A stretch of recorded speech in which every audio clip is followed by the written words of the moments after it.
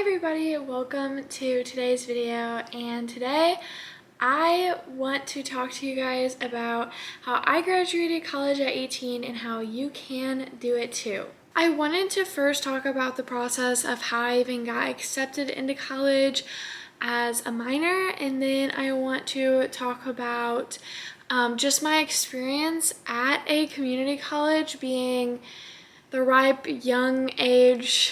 old age of 16, and just basically my complete experience.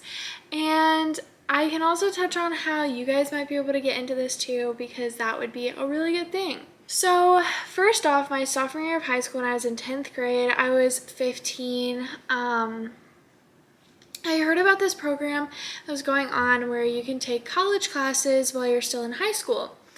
And I really wanted to do this because I was already planning on going to college for dual enrollment to take French, because my school didn't offer it, whereas my old school did, so I just really wanted to continue on with French. But this program, called the early college program, was advertised differently than the dual enrollment, and also it was the first time that my school was ever doing this early college program, and none of the surrounding schools were doing it, so my school is really just the guinea pig. And you had to be a junior, like going into your junior year, to be able to sign up for it. You could also be going into senior year, but if you wanted to graduate with a degree, you had to be going into your junior year. So it worked out for me because I was going into my junior year. So I ended up applying for it, and my parents went to a meeting about it and learned all about it, and basically figured out that you would be going to the college instead of going to high school, but you would still be considered a high school student. And depending on if you were able to do the credits that were available to you, you could graduate high school with not only a high school diploma, but also an associate's degree. I ended up being really interested in this program, like I said, and I applied, and I literally heard nothing for like 2-3 months, and I was just kind of like waiting for my interview, and I guess like I just thought that, they didn't pick me and whatever, and I don't know why I thought that, because I was a very good student and I had a 4.0 GPA, but I was convinced that I was not picked. And then one day after finishing taking finals, so this was in May, and I was 16 at this point. I just turned 16 and got my license and everything, because you did have to be able to drive to the community college. I get pulled out of class right after I finished taking this final, and the counselor is like, "Oh yeah, you were accepted in the early college program, by the way." And I was like about to start jumping for joy because I was really excited about it, but there was no interview. So I was really confused. I was just accepted. I'm guessing that there weren't as many applicants as they thought there were going to be. But I went and I applied for classes. They had people come to the school and help.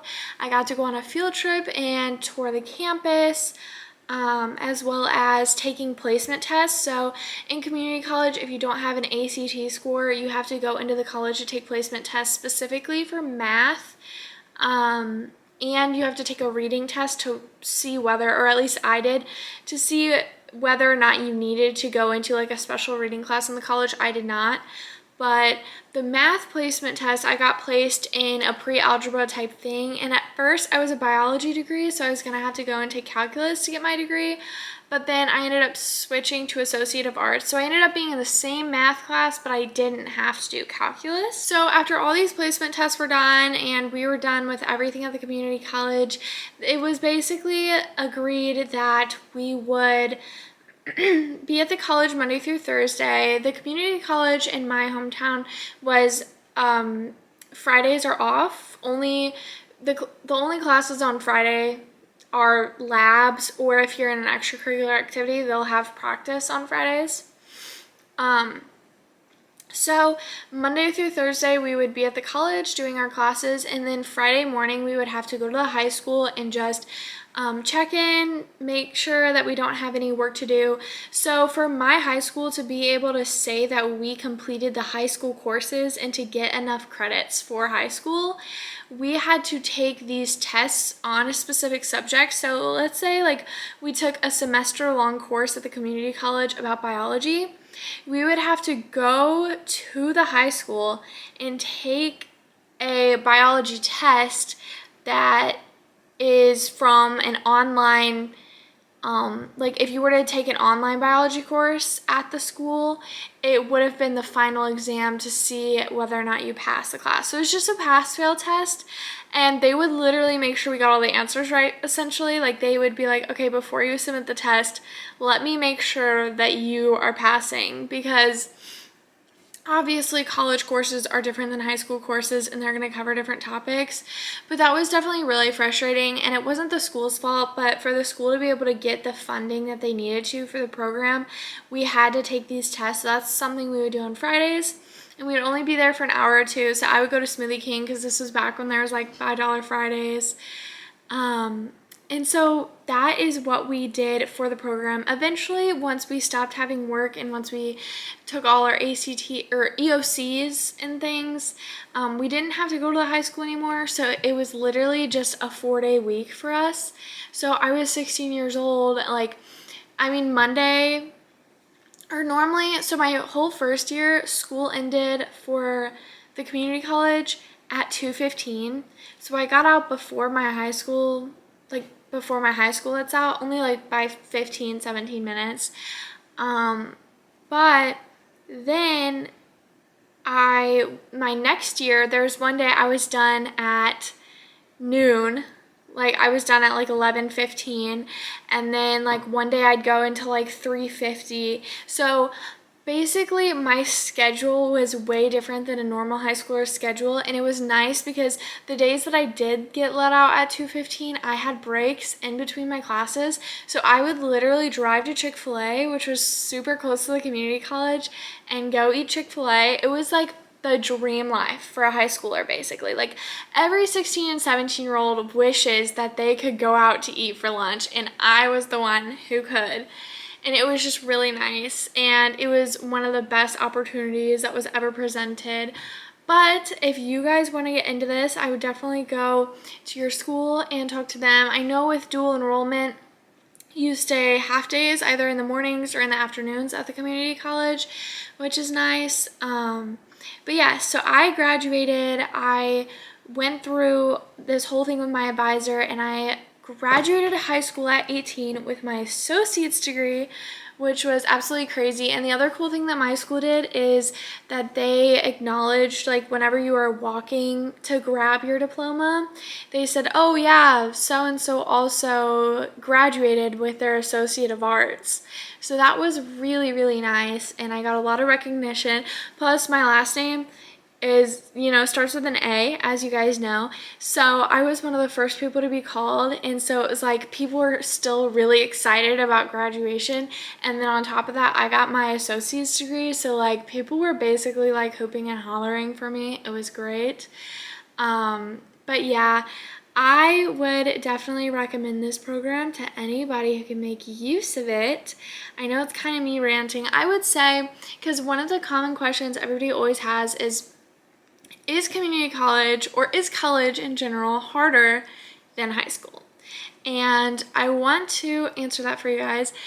What I thought is that community college is just a glorified high school. I did not struggle in those courses. I maybe got 1 B during my time there, 1 or 2, but other than that, straight A students. So I would not say that it's harder than high school. What I would say is that you have to be able to motivate yourself, because in college, the professors aren't always going to check up on you as a high school teacher would. Now, that's not always the case.